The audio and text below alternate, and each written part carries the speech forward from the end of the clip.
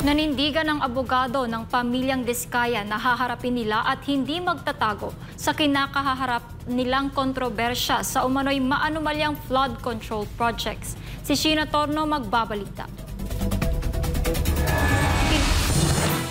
Mainit ngayon ang gobyerno sa mag-asawang sina Cesara Ruena o mas kilala sa tawag na Sara at Pacifico Curly Diskaya II na nagmamay-ari ng ilang construction companies na sangkot umano sa maanumalyang pagtatayo ng mga flood control project. Una na ring inamin ni Sara Diskaya sa Senate Blue Ribbon Committee na siyam na construction companies na pag-aari at kontrolado nila ang nakakuha ng mga proyekto sa Department of Public Works and Highways o DPWH. Kabilang na ditong St. Gerard Construction General Contractor and Development Corporation, Alpha and Omega General Contractor and Development Corporation, St. Timothy Construction at iba pa. Tanging si Sara lamang humarap sa pagdinig na ginawa ng Senado habang bigo namang humarap si Curly na agad namang ipinasubpinan ng komite. Sa press conference itong Miyerkules ay binigyang linaw ng legal counsel ng pamilyang Diskaya na si Attorney Cornelio Samaniego III na hindi sila nagtatago ngayon sa harap ng kumakalat na impormasyon na wala na umano sila sa bansa. Ito'y matapos hilingin ni DPWH Secretary Vince Dizon sa Department of Justice at Bureau of Immigration na isailalim sa lookout bulletin ng mag-asawa na agad namang pinirmahan ni Justice Secretary Jesus Crispin Remulla. Definitely, nandito pa. Masaya nga sila kahapon eh. Sweet-sweet nga nila kahapon eh. Oh. Lookout bulletin, trabaho yan ng government agency concerned. Kung ano po yung nararapat na gawin nila, basta nasa proseso po. Wala ho kaming objection dyan. Saka, kagaya ho yung sinabi ko, wala ho tinatago ang pamilya Diskaya at haharapin po namin ito ng may pagtalima sa supina ng House of Representatives or Senado. Makakaasa po kayo dyan, hindi ho yan tatakbo.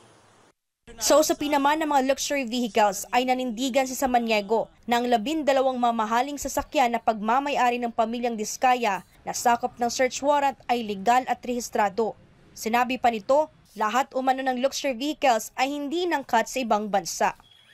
So, wala ho talaga kaming tinatago kasi kung illegal yon or hindi nakarehistro, ako bilang abogado, pag ibinalik mo yan, ay pag hindi mo binalik yan, talagang guilty ka, di ba? Kaso ho, nandun eh, nakita na ng Bureau of Customs. So ano ang ibig sabihin nun? Legal po yung mga sasakyan. Na lahat po ay locally purchased. Wala pong in-import.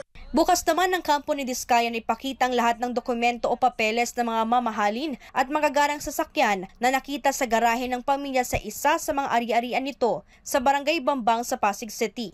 Nilinaw pa ng abogado, posibleng hindi pa nailipat ang pangalan ng mga naibentang sasakyanan ng mag-asawa noong mga nakaraang taon.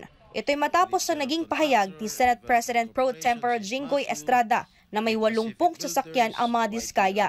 Samantala, binawi naman ng Philippine Constructors Accreditation Board o PCAB ang lisensya ng siyam na construction companies ni Sara Diskaya. Batay sa Resolution Number 075 Series of 2025 na nilabas noong September 1, kinanselang lisensya matapos aminin ni Diskaya sa Senate Blue Ribbon Committee na siyang may-ari ng mga kumpanyang lumahok sa multiple bidding ng mga proyektong pinondohan ng gobyerno, isang illegal na scheme para manipulahin at masolo ang mga kontrata.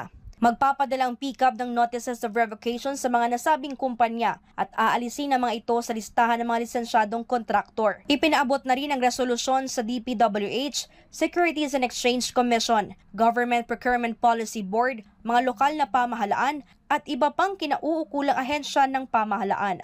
Para sa Diyos at sa Pilipinas kung mahal, ito si Sheena Torno, SMRI News.